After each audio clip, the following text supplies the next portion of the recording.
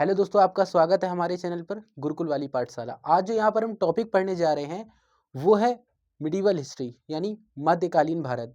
अगर बात करें किसी भी एग्ज़ाम की तो हिस्ट्री सब में पूछी जाती है, ठीक है। और बच्चों में कन्फ्यूजन रहता है कि वो किस तरीके से पढ़ें। मतलब कभी वो बहुत डीप चले जाते हैं किसी भी टॉपिक में, तो उनको बहुत प्रॉब्लम होती है, ठीक है। उनको पता ही नहीं होता है कि किस एग्ज़ाम को किस लेवल तक पढ़ना है, ठीक है। तो आज यहाँ पर जो पॉइंट ऑफ व्यू है वो है एसएससी। अगर बात करें किसी भी एग्ज़ाम की तो हिस्ट्री सभी एग्ज़ाम में पूछी जाती है, ठीक है। और बच्चे अधिकतर याद करते हैं फिर भूल जाते हैं, फिर याद करते हैं फिर भूल जाते हैं।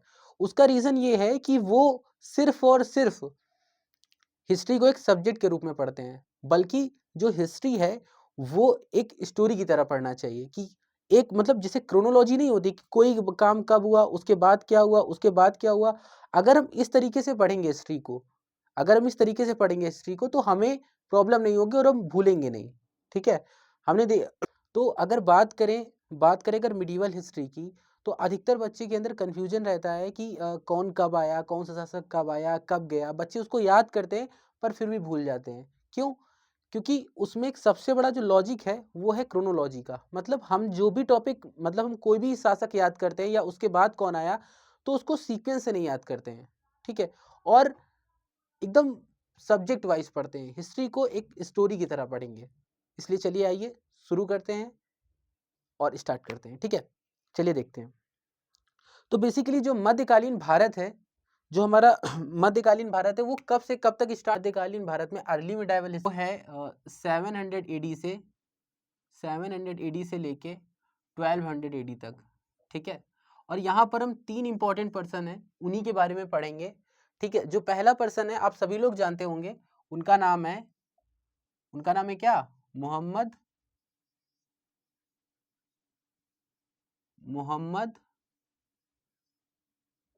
बिन कासिम, ठीक है।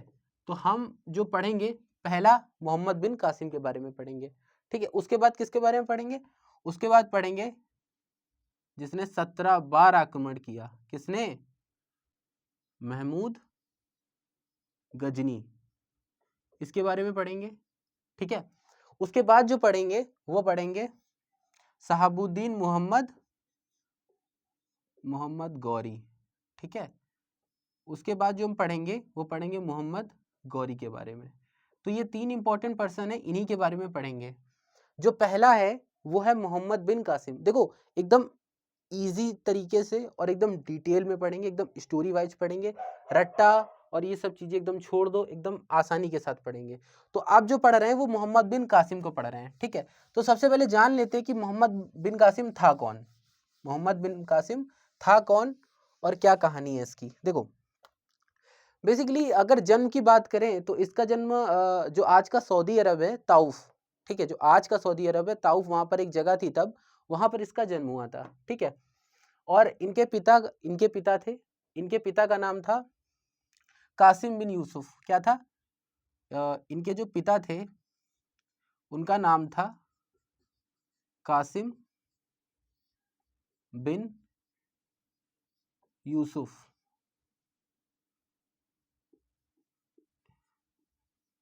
ठीक है। ये इनके पिता का नाम था कासिम बिन यूसुफ, ठीक है। और इनके पिता बहुत छोटे थे तब ये खत्म हो गए थे, कासिम बिन यूसुफ इंतकाल हो गया था। उसके बाद इनके जो ताऊ थे, जो आगे चल के यही खलीफा बनता है, कहाँ का? फारस का। इनके जो ताऊ थे उसका नाम था हज्जाज बिन यूसुफ। क्या था? हज्जाज बिन यूसुफ। और आगे चल के वही खलीफा बनता है, कहाँ का? फारस का। देखो तो इनके जो ताऊ थे, इनके जो चाचा थे वो कौन थे? ये तो इनके पिता हो गए, ठीक है। और इनके चाचा थे, उनका नाम क्या था? देखो यहीं से सारी कहानी शुरू होती है। इनके ताऊ या चाचा थे, उनका नाम था हज्जाज बिन यूसुफ,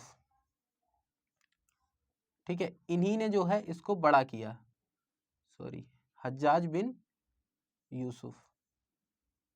देखो हज्जाज बिन यूसुफ क्या था उस समय, जैसे कि हमारे यहाँ पर उस समय हमारे भारत में जो राजा महाराजा होते थे, जो बड़ा पद होता था सबसे बड़ा वो राजा बोलते थे।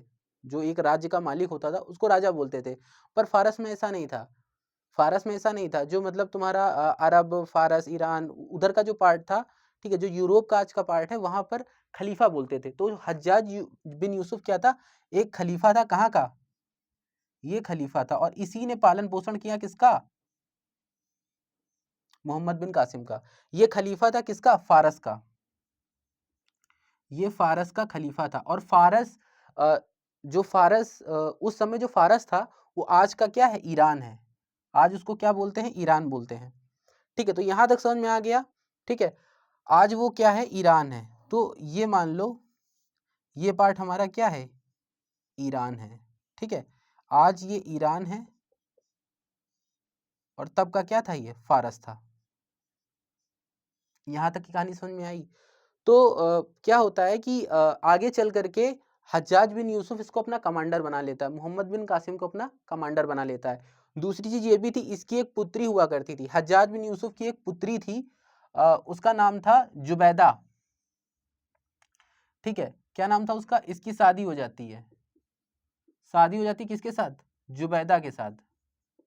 ये जानना इंपॉर्टेंट है, क्योंकि हज्जाज बिन यूसुफ क्या था, हज्जाज बिन यूसुफ का मोहम्मद बिन कासिम दामाद था और कमांडर भी था। ठीक है, और ताऊ भी था। देखो हम लोगों में क्या होता है कि शादी नहीं होती है, पर उन लोगों में हो जाती थी। ठीक है, ऐसा था सिस्टम, क्या ही बताएं।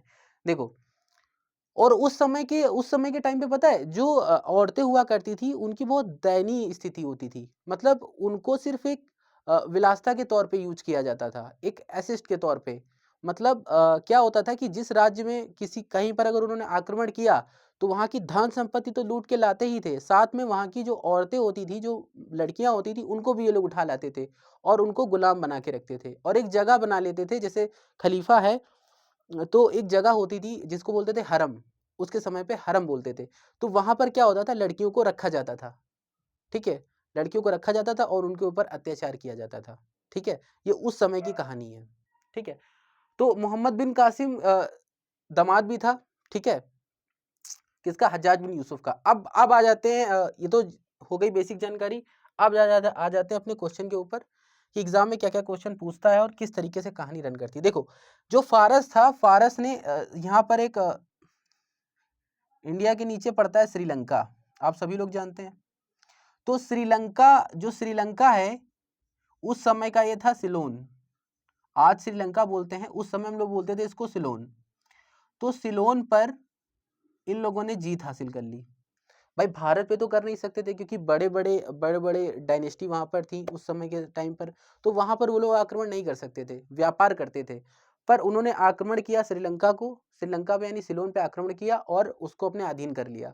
तो श्रीलंका क्या करता था, श्रीलंका यहाँ पर ईरान में हर साल, ठीक है, एक फिक्स समय पर इनको भेजता था सामान। सामान में क्या भेजता था, मोती ज्यादातर होते थे वहां पर। आज भी मोती होते हैं, मोतियों का देश कहा जाता है श्रीलंका को।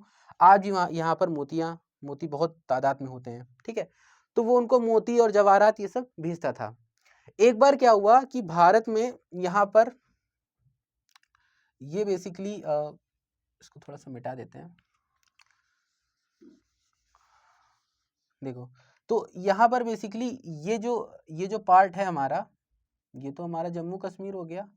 ठीक है, तो ये जो पार्ट है, ये पार्ट हमारा सिंध, उस समय का सिंध था। ठीक है, तो यहाँ पर एक राजा राज करता था, उसका नाम था दाहिर। यहाँ पर एक राजा था, उसका नाम क्या था, दाहिर, राजा दाहिर। और इसकी बड़ी, राजा दाहिर। तो राजा दाहिर क्या होता है कि एक बार श्रीलंका ने अपना सामान इसको भेजता है ईरान में, फारस में यानी। पर रास्ते से जो समुद्री लुटेरे होते हैं, पायरेट्स जिनको बोलते हैं, उन्होंने क्या किया कि सारा सामान लूट लिया। ठीक है, और ये जब पता चलता है हज्जाज बिन यूसुफ को, तो वो गुस्सा हो जाता है बहुत ज्यादा। ठीक है, उसको लगता है कि हमारा सामान भाई कैसे लूट सकते हैं ये लोग। तो उसने क्या किया, वो मोहम्मद बिन कासिम को ऑर्डर देता है कि वो सिंध पर हमला कर दे, क्योंकि उनको लगता है कि कहीं ना कहीं जो हमला हुआ है, वो उसमें जो गलती है वो राजा दाहिर की है। उसने अपनी टेरिटरी में लोगों को कंट्रोल करके नहीं रखा हुआ है, या उनका उस पर शासन नहीं उन लोगों के ऊपर। तो इस वजह से वो राजा दाहिर को पत्र लिखता है और कहता है हम तो भाई आक्रमण करेंगे। ठीक है, अब मोहम्मद बिन कासिम कमांडर रहता है, उसको आदेश देता है कि भैया आक्रमण करना है। ठीक है, तो राजा दाहिर भैया बहुत बार पत्र लिखते हैं, कहते हैं नहीं भाई मेरी इसमें कोई गलती नहीं है, पर ये जो है हज्जाज बिन यूसुफ ये मानता नहीं और कहता है अगर हम तुम हमारे माल की भरपाई कर दो तो हम भाई तुम्हें छोड़ देंगे। पर जो राजा दाहिर होते हैं वो कहते हैं भैया हमने तो लिया ही नहीं, तो हम कैसे भरपाई कर दें। ठीक है, ये अड़ जाते हैं अपनी चीज के ऊपर, और ये भी कोई हल्के राजा नहीं रहते हैं। ठीक है, तो फिर क्या होता है कि मोहम्मद बिन कासिम हमला करता है वहां पर, और उनको ये राजा दाहिर को हमले का पता भी नहीं होता है। उनको क्या लगता है कि भाई संदेश लिखेंगे, पहले युद्ध भूमि डिसाइड होगी कि कहां पर लड़ना है कहां पर नहीं लड़ना, उसके बाद युद्ध होगा। पर ऐसा कुछ नहीं था। उन्होंने क्या किया, मोहम्मद बिन कासिम बहुत क्रूर शासक था। ठीक है, और उसने क्या किया, गोरिल्ला पद्धति अपनाई, गोरिल्ला छापा मार पद्धति थी। मतलब क्या था कि रात के अंधेरे में वो लोग गए और पूरे राज्य में तहस नहस मचा दिया, सब जला दिया, जो मिला उसको काटा पीटा, एकदम खूब निर्दयता पूर्वक हत्याएं की वहां पर। इस तरीके से उन्होंने हमला करा और पूरे राज्य को जीत लिया और राजा दाहिर को हरा दिया। भाई उसको पता ही नहीं था युद्ध होना है, तो राजा दाहिर को हरा दिया। हराने के बाद क्या हुआ कि राजा दाहिर जब ये हमला करता है तो पहला क्वेश्चन ये है कि हमला कब करता है। जो पहला क्वेश्चन है एग्जाम के पॉइंट ऑफ व्यू से वो ये है कि हमला कब करता है। तो 712 एडी में वो हमला करता है, कहां पर, सिंध में। कौन, मोहम्मद बिन कासिम। और मोहम्मद, ये भी क्वेश्चन बनेगा कि पहला मुस्लिम आक्रमणकारी कौन था। तो जो पहला मुस्लिम आक्रमणकारी था, पहला जो मुस्लिम आक्रमणकारी था वो कौन था, मोहम्मद बिन कासिम। ये भी क्वेश्चन एग्जाम में बनता है कि पहला मुस्लिम आक्रमणकारी कौन था, तो कौन था, मोहम्मद बिन कासिम। दूसरी चीज एग्जाम में ये पूछ लेता है कि उस समय कौन सा राजा राज करता था सिंध पर जब मोहम्मद बिन कासिम ने हमला किया, तो कौन, राजा दाहिर। तो बेसिकली 3 क्वेश्चन हो गए। पहला कि सिंध पर आक्रमण कब किया, किसने, मोहम्मद बिन कासिम ने, तो कब किया, 712 एडी में। ठीक है, 712 ईस्वी में। दूसरी चीज, जब मोहम्मद बिन कासिम ने हमला किया तो सिंध पे कौन सा राजा राज करता था, तो राजा दाहिर राज करता था।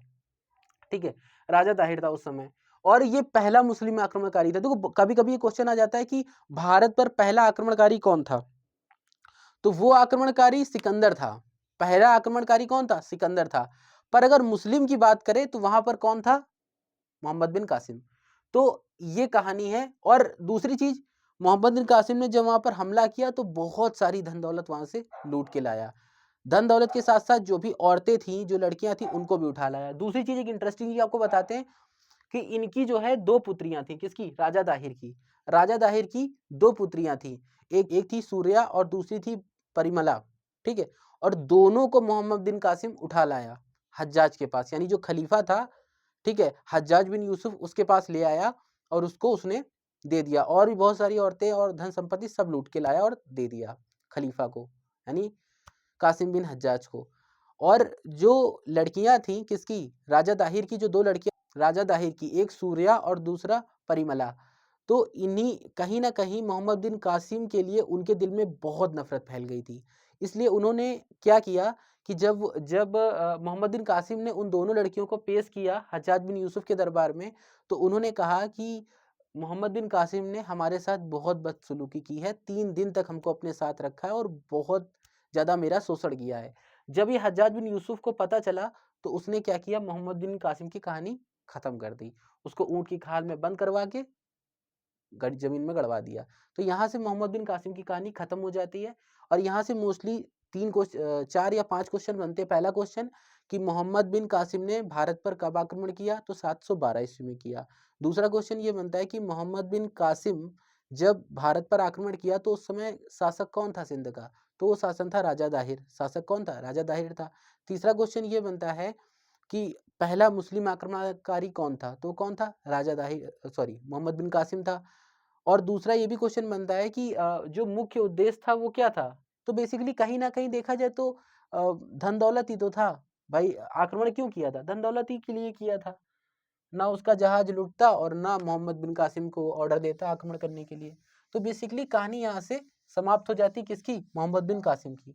अब अगली जो कहानी शुरू होती है वो हमारी कहानी किसकी शुरू होती है, महमूद गजनवी की। देखो महमूद गजनवी जो था उसने भी कुछ अलग काम नहीं किया, उसने भी कुछ अलग काम नहीं किया। जो काम मोहम्मद बिन कासिम ने किया था, यानी जो काम फारस के लोगों ने किया था, वही उसने भी किया था। अब देखो गजनी बेसिकली अफगानिस्तान में एक जगह है, वहां का नाम है गजनी। ठीक है, गजनी नाम अफगानिस्तान में एक जगह है। ठीक है, उसका नाम है, अफगानिस्तान में एक जगह है उसका नाम है गजनी। ठीक है, अब बात करते हैं महमूद गजनी की।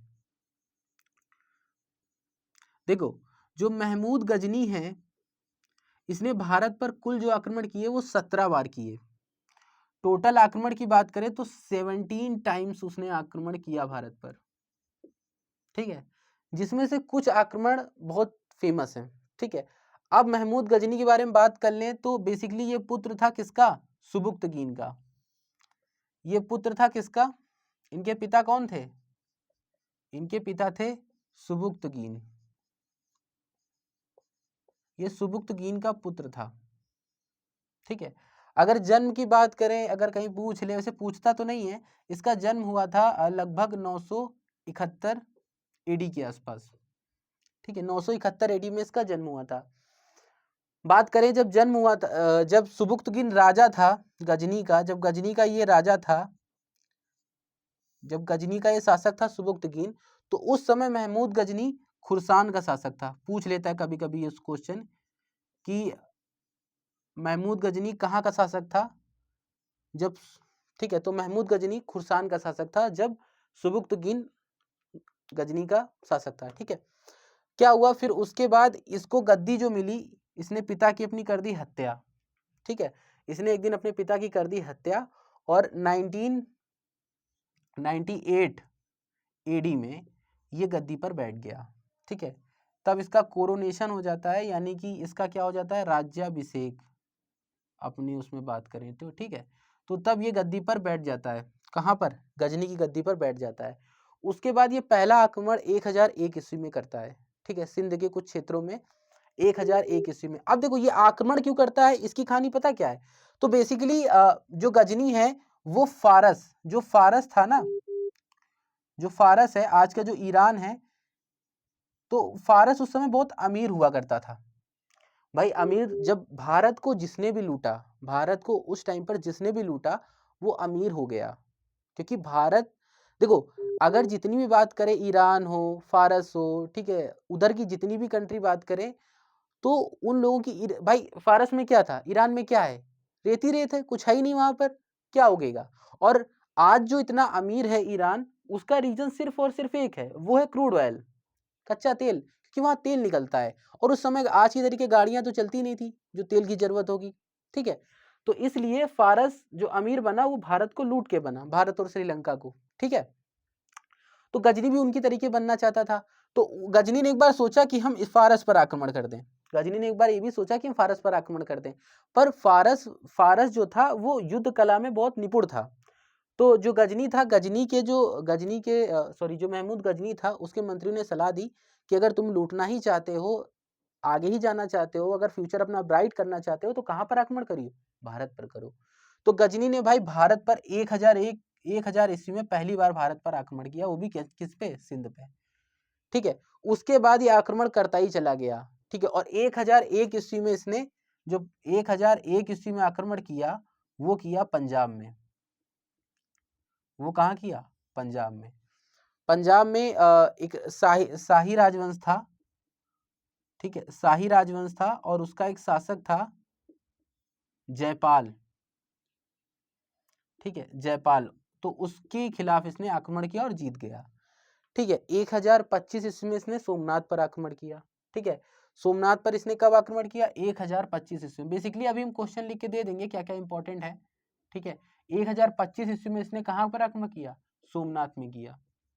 और जब ये सोमनाथ से लेके लौट रहा था, जब सोमनाथ से संपत्ति लेके लौट, तो रास्ते में जाटों ने इस पर आक्रमण कर दिया।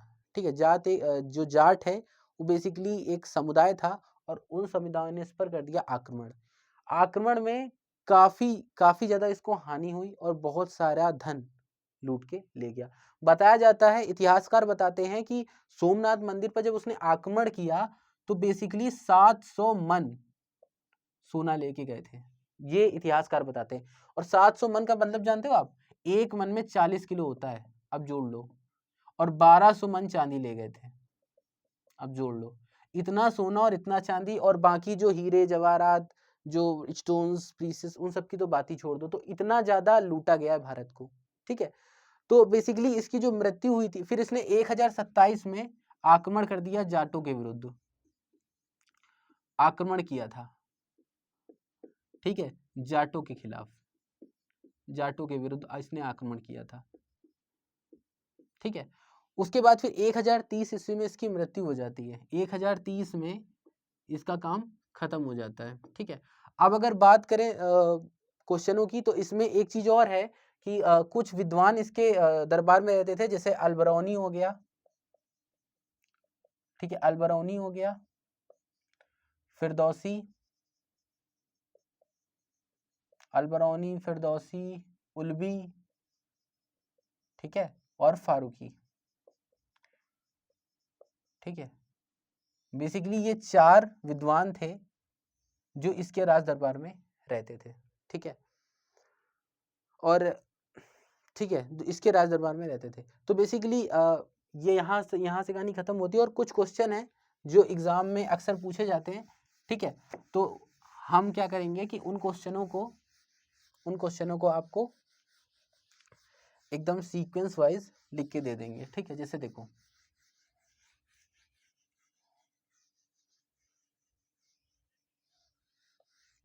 जैसे बात करें यहाँ पर मोहम्मद बिन कासिम की, तो मोहम्मद बिन कासिम में इतने ही क्वेश्चन आते हैं एग्जाम में और अक्सर पूछे जाते हैं, इससे बाहर कुछ नहीं आता है मोहम्मद बिन कासिम में। ठीक है, ये हो गया मोहम्मद बिन कासिम का, कि कब मोहम्मद बिन कासिम ने आक्रमण किया, प्रथम मुस्लिम आक्रमणकारी कौन था, दूसरा क्वेश्चन। तीसरा क्वेश्चन कि उस समय शासक कौन था सिंध का, तीसरा क्वेश्चन उनका उद्देश्य क्या था आक्रमण करने का, चौथा क्वेश्चन। तो बेसिकली इसी तरीके क्वेश्चन वो पूछेगा। ठीक है, इससे ज्यादा वो नहीं पूछेगा। ठीक है,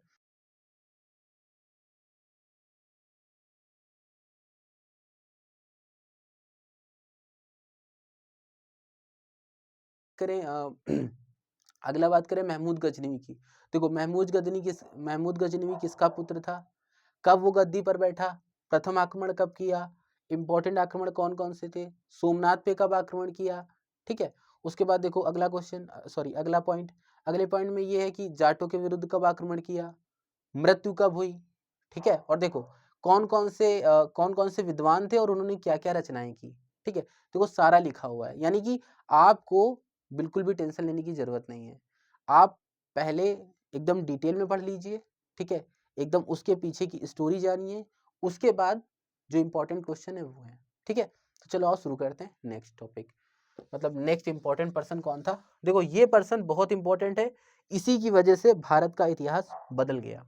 ठीक है, अगर ये आक्रमण नहीं करता तो आज भारत की तस्वीर कुछ और होती, ऐसा हम भी कहते हैं और इतिहासकार भी कहते हैं। देखो, जो थर्ड पर्सन है हमारा, 2 पर्सन तो पढ़ लिए, कौन कौन से, पहला पर्सन जो पढ़ा हमने वो पढ़ा मोहम्मद बिन कासिम। ठीक है, मोहम्मद बिन कासिम। ठीक है, दूसरा कौन सा पढ़ा, देखो ये बार बार लिख रहे ना ताकि आपको कंफ्यूजन ना हो, महमूद गजनी पढ़ लिया, जिसने भारत पर 17 बार आक्रमण किए। ठीक है, अब जो तीसरा पर्सन है वो कौन है, वो है शहाबुद्दीन मोहम्मद गौरी, शहाबुद्दीन मोहम्मद गौरी। ठीक है, अगर बात करें मोहम्मद गौरी की, तो देखो मोहम्मद गौरी एक बहुत ही आक्रमणकारी शासक था। ठीक है, उसने बहुत युद्ध लड़े और बहुत कम समय में। देखो सबसे पहले क्या हुआ कि मोहम्मद गौरी शासक था कहाँ का, गौर साम्राज्य का। ठीक है, गौर एक साम्राज्य था जो किसके अधीन था, छोटा सा साम्राज्य था, छोटा सा राज्य था, ये अधीन था किसके, ये अधीन था किसके, गजनी के। यानी महमूद गजनी ने जो गजनी साम्राज्य बनाया इतना बड़ा, ये उसके अधीन था। ठीक है, ये उसके अधीन था, कौन, मोहम्मद गजनी के अधीन था कौन, गौर साम्राज्य। अब क्या होता है कि 1173 ईस्वी में गद्दी पर कौन बैठता है? गौर की गद्दी पर कौन बैठता है? ये बैठता है मोहम्मद गौरी। जब मोहम्मद गौरी गद्दी पर बैठता है तो इसके मन में भी वही अपना साम्राज्य बढ़ाना, ठीक है, अपनी संपत्ति बढ़ाना, ठीक है। तो इसने जो पहला आक्रमण किया था वो 1175 में करता है। जो प्रथम आक्रमण किया इसने, फर्स्ट टाइम जो आक्रमण किया, और कहाँ पर किया? बस वही देखो, चाहे वो मोहम्मद बिन कासिम हो, चाहे वो महमूद गजनी हो, चाहे मोहम्मद गौरी हो, चाहे वो सिकंदर हो, चाहे वो कोई भी हो, सबने भारत पर आक्रमण किया है तो सिर्फ इस वजह से कि यहाँ पर धन और जो यहाँ की भूमि, यहाँ की संपत्ति, यहाँ की समृद्धि, यही देखकर भारत पर आक्रमण किया, ठीक है। सबका उद्देश्य एक ही था, पर आगे उद्देश्य बदल जाता है, आगे वो लोग और लालची हो जाते हैं, फिर वो यहीं पर रहने की सोचते हैं, ठीक है। आगे देखो, जो प्रथम आक्रमण किया वो किया 1175 ईस्वी में, और किसके विरुद्ध किया? ये किया मुल्तान के विरुद्ध, और जीत भी गया इसमें, ठीक है। मुल्तान के विरुद्ध किया और जीत भी गया। अब देखो, दूसरा जो आक्रमण किया, जो दूसरा किया वो किया गुजरात के विरुद्ध, और 1178 में किया, और यहां पर बहुत बुरी तरह हराया। किसने? भीम। भीमदूती वहां का शासक था, ठीक है, उसने जो है हरा दिया, ये जो है जीत गया था, और मोहम्मद गौरी यहाँ पर हार गया था, ठीक है। पहले तो इसने मुल्तान जीता, मुल्तान का तो जानते ही हो आप लोग, वही सिंध अफगानिस्तान का एरिया, पास का एरिया वही मुल्तान था, ठीक है, वहां पर ये जीत गया। फिर इसने और टेरिटरी फैलानी चाहिए, गुजरात में आक्रमण किया, पाटन, गुजरात में पाटन पड़ता है एक जगह, वहां पर आक्रमण किया जिसने हार गया ये, और हराया किसने था? भीमदूती ने। अधिकतर ये क्वेश्चन पूछता, अभी जितने भी क्वेश्चन इंपॉर्टेंट वो साइड में आ जाएंगे, ठीक है। जब ये गौरी का सेशन खत्म होगा, गौरी का जितने भी चीजें हैं वो खत्म होंगी तो साइड में आ जाएंगे। फिर क्या हुआ कि हमने क्यों बताया कि ये इंपॉर्टेंट है, अगर ये ना आता तो कुछ और तस्वीर होती। उसका रीजन ये है कि जब इसने आक्रमण किया, जब ये आक्रमण कर दिया इसने और जो भी जगह जीती, तो वो क्या किया कि उस समय गुलाम होते थे, हमने बताया ना कि वो गुलामों का दौर था, उस समय गुलाम होते थे, ठीक है। एक मिनट, एक चीज और देख लो, इसने जो अगला आक्रमण आप आगे पढ़ोगे, तराइन का युद्ध, ठीक है, तराइन का फर्स्ट युद्ध, प्रथम, तो वो हुआ था 1191 में। आप लोग ये ना कहो कि बताया नहीं, जो दूसरा हुआ था तराइन का, वो हुआ था 1100, जस्ट इसी के बाद 1192 में। देखो, पृथ्वीराज चौहान ने जब पहली बार युद्ध किया किससे? मोहम्मद गौरी के साथ, तो वो जीत गए और उन्होंने जाने दिया, यहीं पर सबसे बड़ी गलती हुई। अगर पृथ्वीराज चौहान मोहम्मद गौरी को जाने ना देते तो आज भारत की तस्वीर कुछ और होती ना, उसके बाद ये दिल्ली सल्तनत आती ना, कुछ आता, और भारत आज मजबूत होता, ठीक है। एक युद्ध और है, तीसरा युद्ध, जो मोहम्मद गौरी और किसके बीच हुआ? जयचंद के बीच हुआ, जिसमें मोहम्मद गौरी जीत गया था। अब क्या हुआ, यहां से कहानी बदल जाती है। हाँ, तो यहां से कहानी क्या बदलती है कि जो उस समय जो गुलाम होते थे, तो मोहम्मद गौरी ने क्या किया कि अपने गुलामों को जीता हुआ क्षेत्र दे दिया, ठीक है। जो भी क्षेत्र जीता था मोहम्मद गौरी ने, वो दे दिया किसको? कुतुबुद्दीन ऐबक को। सुना होगा, कुतुबुद्दीन ऐबक, ठीक है, कुतुब मीनार इसी ने बनवाया था बेटा, ठीक है।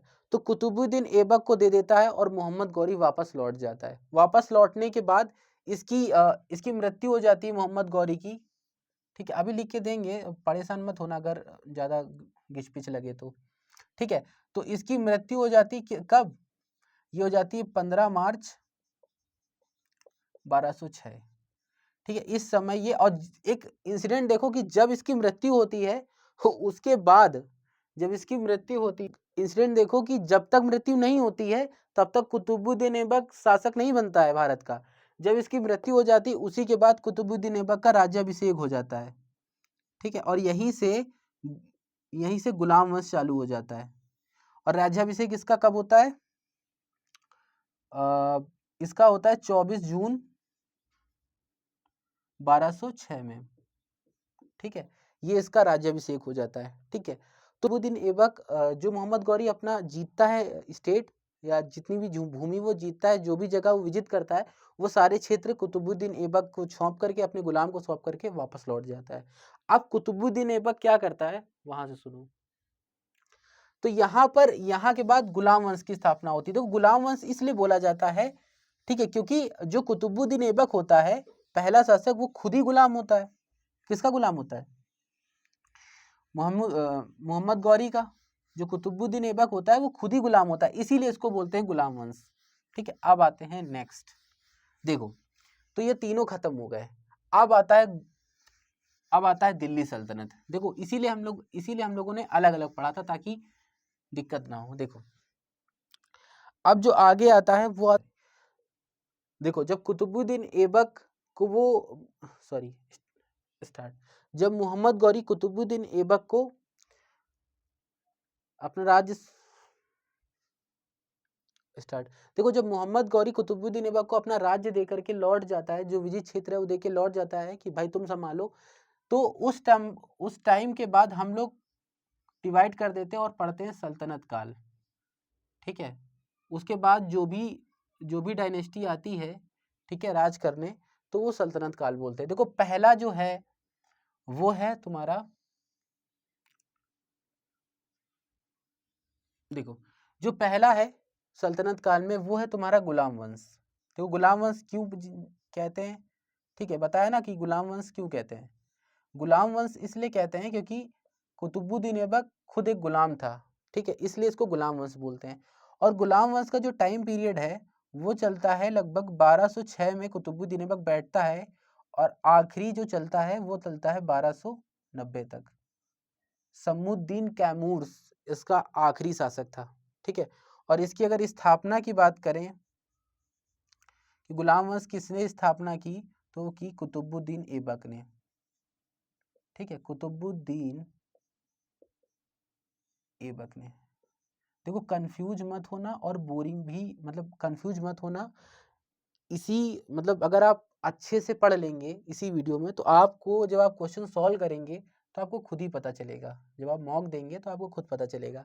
तो पहला जो है गुलाम वंश, दूसरा आ जाता है इसके बाद खिलजी वंश, इसके बाद आता है खिलजी वंश, यानी जो इसका आखिरी शासक था उसकी हत्या कर दी जाती है, और उसके बाद आता है खिलजी वंश। देखो, अभी इसके बाद हम डिटेल में भी पढ़ेंगे, पर पहले जान लेते हैं। तो खिलजी वंश जो आता है, तो खिलजी वंश जो चलता है वो 1290 से लेकर के ये चलता है 1320 ईडी तक, ठीक है, यहाँ तक चलता है खिलजी वंश। अब खिलजी वंश के बाद जो अगला आ जाता है, ठीक है, वो आ जाता है तुगलक वंश, ठीक है, तुगलक वंश। और ये चलता है 1320 से लेकर के 1414 तक, ठीक है, 1320 से लेकर के 1414 तक। और इसकी जो स्थापना, खिलजी वंश की स्थापना किसने की थी, कभी पूछ लेता है कि खिलजी वंश की स्थापना किसने की थी, या खिलजी वंश का पहला शासक कौन था, तो वो जो शासक था वो था जलालुद्दीन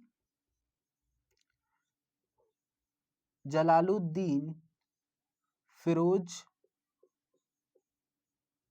खिलजी,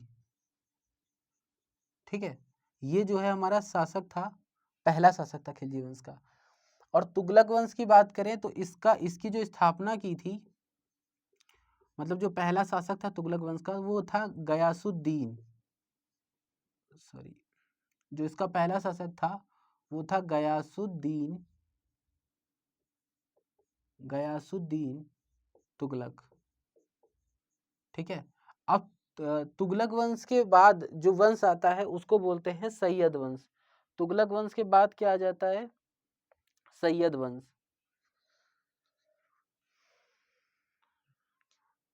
सैयद वंश, और जो सैयद वंश है, सैयद वंश ये चलता है लगभग 1414 ईस्वी से लेकर के 1451 ईस्वी तक। क्या चलता है, सैयद वंश। और इसकी जो स्थापना की थी वो की थी खिज्र खान ने। क्या की, किसने की थी? वो की थी खिज्र खान ने। ठीक है, उसके बाद सैयद वंश के बाद एक वंश और है। ठीक है, पहले आता है गुलाम, फिर आता है खिलजी, फिर आता है तुगलक और फिर आता है सैयद। इसके बाद आता है लोधी वंश। लोधी वंश। इसके बाद जो अगला आता है वो क्या आता है? लोधी वंश।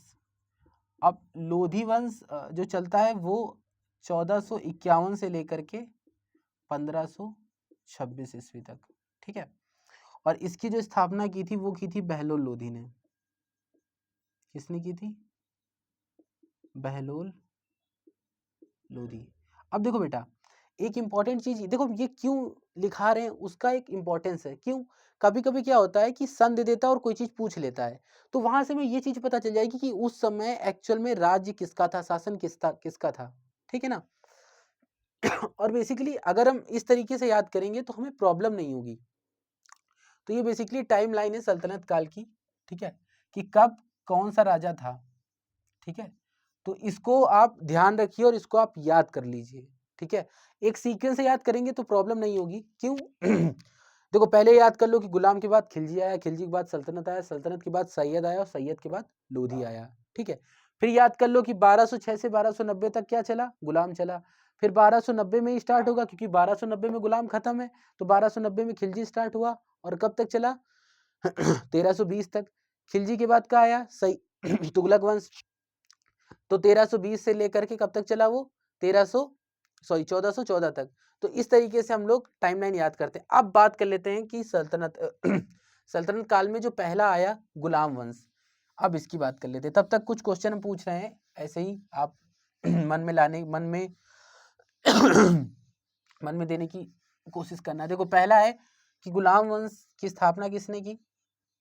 तो कुतुबुद्दीन ऐबक ने की। और जो गुलाम वंश है वो कब से कब तक चला? तो 1206 से 1290 तक चला। और गुलाम वंश में जो पहला शासक था वो कौन था? कुतुबुद्दीन ऐबक था। कुतुबुद्दीन ऐबक कौन था? तो वो मोहम्मद गौरी का क्या था?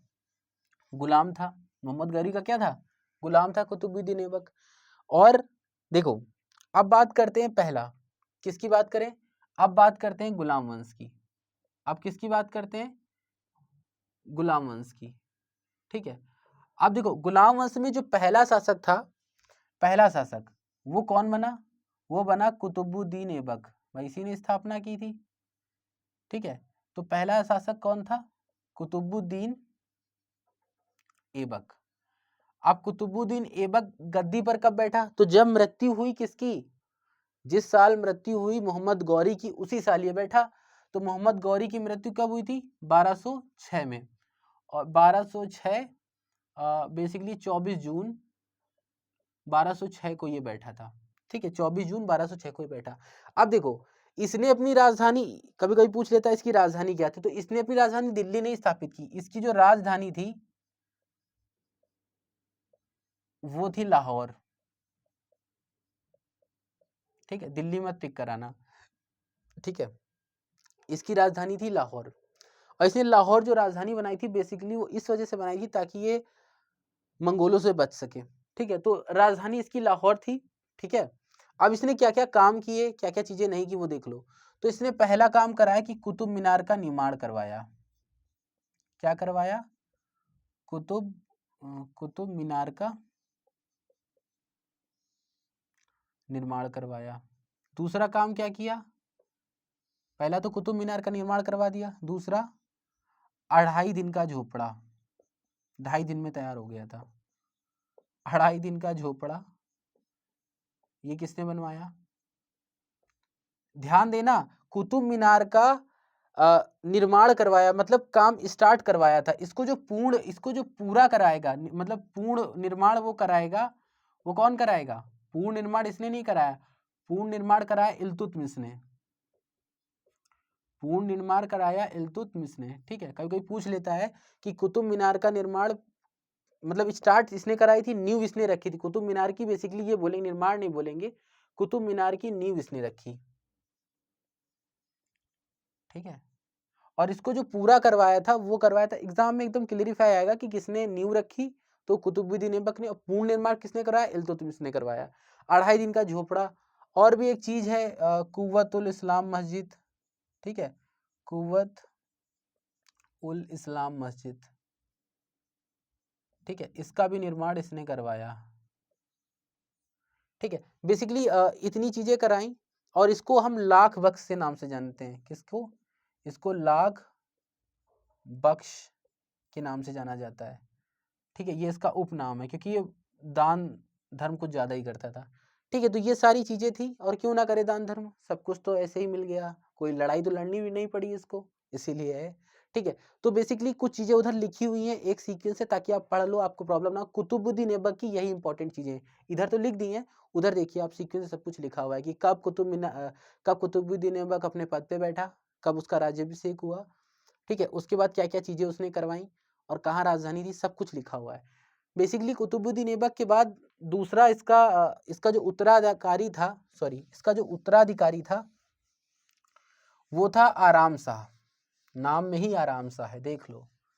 और इसकी मृत्यु कब हुई थी ये भी देख लो। इसकी मृत्यु हुई थी 1210 में इसकी मृत्यु हो गई थी। ये खेल रहे थे, ठीक है, पूरे इतिहास में यही एक ऐसा था जो खेलते समय मरा। एक खेल होता है, घोड़े से खेला जाता है, ठीक है, घोड़े से खेल खेला जाता है, जिसमें आज बॉल लेकर के नहीं, अब तो चल गया है ट्रेंड, खेला जाता है वो खेल। तो उसी खेल को खेलते समय इसकी घोड़े से गिरकर मृत्यु हो गई थी, ठीक है। तो 1210 में इसकी मृत्यु हो जाती है, कुतुबुद्दीन ऐबक की जो मृत्यु हो जाती है, ठीक है, वो हो जाती है 1210 में। अब इसका जो उत्तराधिकारी रहता है, देखना, इसका जो उत्तराधिकारी रहता है वो तो कोई और रहता है, मतलब उत्तराधिकारी जो रहता है वो रहता है आराम शाह। नाम में ही आराम है, हद हो गई, ठीक है। आराम कितना करता होगा, इसी ने बहुत आराम करता था, इसीलिए क्या हुआ कि ये 8 ही महीने तक शासन कर पाया, ठीक है। ये सिर्फ 8 महीने तक शासन कर पाया, ज्यादा शासन नहीं कर पाया। उसके बाद क्या होता, उसके बाद इसका हत्या कर देता है, इसकी हत्या कर दी जाती है, और इसकी हत्या करता है इल्तुतमिश। इल्तुतमिश इसकी हत्या कर देता है, ठीक है। और इल्तुतमिश की हत्या करके बैठ जाता है 1211 ईस्वी में। कहां पर? दिल्ली की गद्दी पे, क्योंकि ये अपनी राजधानी लाहौर नहीं बनाता, इसने अपनी राजधानी बदल लेती है, मतलब स्थानांतरित कर देता है, बदल देता है और दिल्ली ले आता है, ठीक है। ये अपनी राजधानी दिल्ली ले आता है। और देखो, इल्तुतमिश था कौन? इल्तुतमिश गुलाम था। किसका? हमने कहा ना, ये गुलाम वंश इसीलिए कहा जाता है, इस पे जितने भी शासक आएंगे वो गुलाम ही रहेंगे, जो टिकेंगे, ठीक है। तो इल्तुतमिश गुलाम रहता है किसका? कुतुबुद्दीन ऐबक का। अरे वैसे भी कहीं पर देखा जाए तो कोई गुलाम शासक थोड़ी बन सकता है, अगर लॉजिक देखो तो गुलाम थोड़ी बन सकता है, पर यहाँ पर गुलाम बन रहे हैं, क्यों? क्योंकि जिनके जो उत्तराधिकारी हैं उनमें गट्स ही नहीं है, ठीक है, और इसीलिए इसको गुलाम वंश कहा जाता है। तो इल्तुतमिश एक इल्बरी तुर्क था, ठीक है, इल्बरी तुर्क था, और ये गुलाम के साथ साथ क्या था? दामाद भी था, ये भी देख लो आप। लोग क्या करते थे कि अपनी बेटियों की शादी गुलाम से करा देते थे, क्यों? उसका रीजन था कि भाई बेटियों को ज्यादा तकलीफ नहीं दे पाएंगे, क्योंकि है तो वो गुलामी ना। तो इसलिए आज की देखो, शादी करने के लिए सरकारी लड़का ढूंढते हैं, और तब देखो गुलाम से ही शादी करवा देते थे, ठीक है। तो बेसिकली क्या है कि जो, हाँ, तो जो गुलाम, ये गुलाम भी था किसका? कुतुबुद्दीन ऐबक का, और दामाद भी था कुतुबुद्दीन ऐबक का, यानी गुलाम और दामाद ये दोनों था किसका? कुतुबुद्दीन ऐबक का। कौन था? इल्तुतमिश। और इसी ने हत्या कर दी किसकी? आराम शाह की, ठीक है, और खुद बैठ गया। अब देखो एक चीज और है, एक चीज और इंपॉर्टेंट है, क्वेश्चन कभी कभी पूछ लेता है कि सुल्तान की उपाधि किसने धारण की। ये इंपॉर्टेंट क्वेश्चन है बेटा, सुल्तान की उपाधि। तो सबसे पहले अगर क्वेश्चन में आ जाए तो वो धारण की थी महमूद गजनी ने, महमूद गजनी ने। पर अगर वैधानिक, मतलब अगर हम पूछें महमूद गजनी पहला ऐसा शासक था जिसने सुल्तान की उपाधि धारण की। अगर वैधानिक की बात करोगे, मतलब विधि पूर्वक, लॉजिकली जो सही है, कि कोई दूसरा हमें दे आके ये उपाधि, तो वो उपाधि किसने धारण की थी? वो धारण की थी इल्तुतमिश ने, इल्तुतमिश। और वो कब धारण की थी? 1229 ईस्वी में। ठीक है, 1229 ईस्वी में इसने सुल्तान की उपाधि धारण की थी। तो बेसिकली ये सारी चीजें हैं। ठीक है ये सारी चीजें इल्तुतमिश के बारे में। कुतुबुद्दीन ऐबक के बारे में तो पढ़ लिया।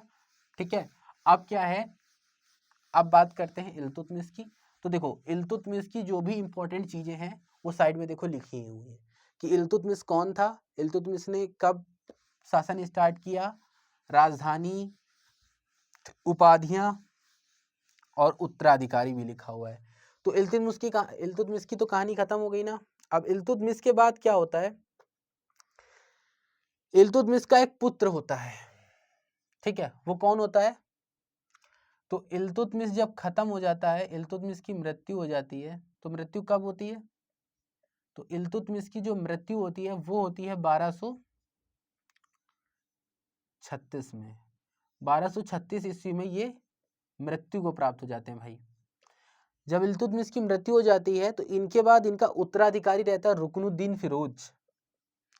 ठीक है, नाम भी देखो एकदम, रुकनुद्दीन फिरोज। ठीक है, ये इल्तुतमिश का क्या रहता है? उत्तराधिकारी रहता है। ठीक है, ये क्या रहता है? इसका उत्तराधिकारी रहता है। पर देखो उत्तराधिकारी रहने के बाद भी क्या होता है कि इसकी माँ क्या करती है कि उस समय क्या होता था कि जो राजा होता था, तो राजा बेसिकली बहुत सारे राजा ऐसे होते थे जो अमीर होते थे ना, जो धनी व्यक्ति होते थे उनके अकॉर्डिंग चलते थे। जैसे आज भी होता है, आप लोग देखते हो कि जो पॉलिटिशियन होते हैं वो बेसिकली किसके अधीन होते हैं? बड़े बड़े जो व्यापारी होते हैं, जो बड़े बड़े इंडस्ट्रियलिस्ट होते हैं, उनके अधीन होते हैं। ठीक है, उनके कहने पे वो, जब समय पड़ता है तो उनके कहने पे वो काम करते हैं, जब समय खत्म हो जाता है तो वो उनका साथ देते हैं। ऐसे ही चला करता है। तो उस समय भी कुछ ऐसा ही था। जो पॉलिटिशियंस थे, मतलब जो उस समय के जो राजा थे, वो क्या करते थे कि साथ लेते थे धनी वर्ग का। ठीक है, आगे देखो। तो क्या था, जो उत्तराधिकारी था वो रुकनुद्दीन फिरोज था और इसकी एक माँ थी। इसकी माँ थी तुर्कान शाह, इसकी माँ थी। और इसकी माँ इसके पूरे पीरियड में, मतलब जितने महीने इसने शासन किया, 9 महीने तक शायद शासन किया इसने, तो जो तुर्कान शाह थी वो इसके शासनकाल में सारे निर्णयों में हस्तक्षेप करती रही कि तुम ये ना करो, वो ना करो।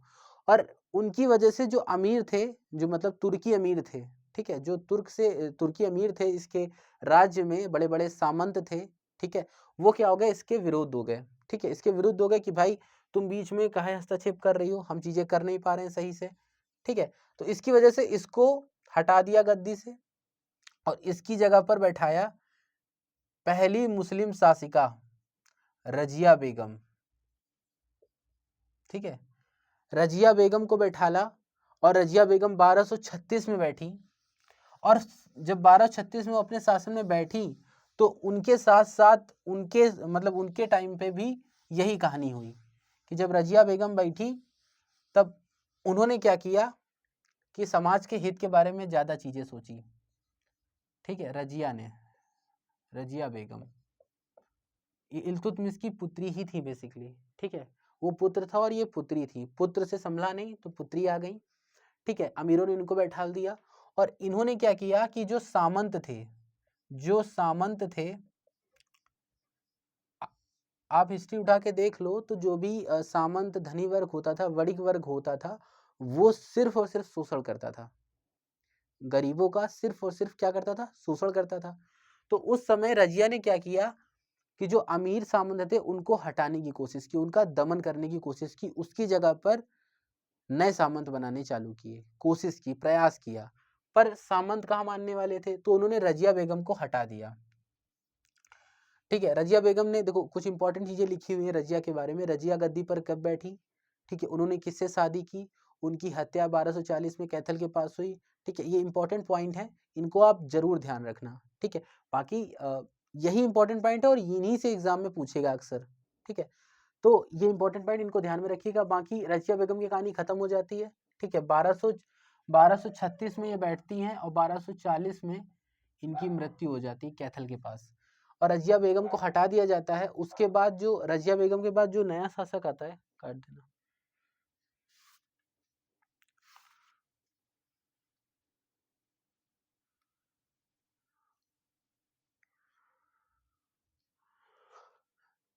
स्टार्ट।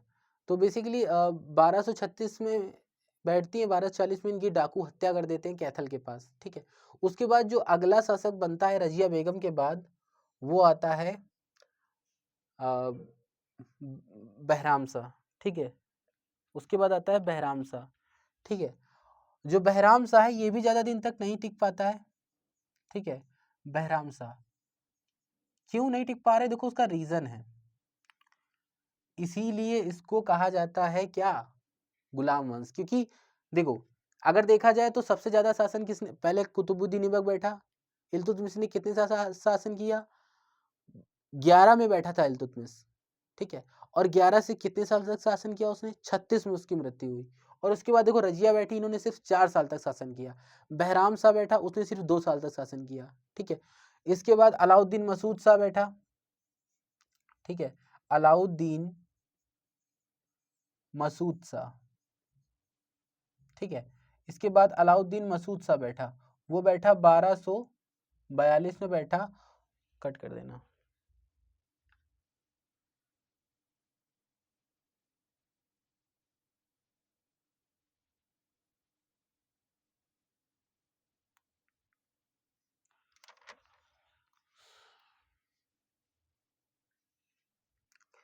और 1246 तक। और देखो इन्होंने भी क्या किया, इन्होंने भी तुर्की अमीरों से उनके अधिकार छीनने की कोशिश की, और इन्होंने भी ऐसा ही किया था, ठीक है। तो कहीं ना कहीं देखा जाए ना, तो ये लोग अच्छा सोच रहे थे, इसीलिए रुक नहीं पा रहे थे अपने शासन पे काल में, ठीक है। अलाउद्दीन मसूद शाह, इसके बाद जो अगला शासन आता है, अगला जो शासक आता है वो आता है नसरुद्दीन महमूद, ठीक है, नसरुद्दीन महमूद। और ये बैठता है 1246 से 1266 तक। क्यों बैठता है, उसका रीजन रहता है, क्योंकि ये सिर्फ नाम का ही शासक रहता है, ये सिर्फ नाम का ही शासक रहता है। इसके पीछे रहता है बलबन उर्फ बहाउद्दीन, बलबन का जो नाम रहता है वो बहाउद्दीन भी रहता है।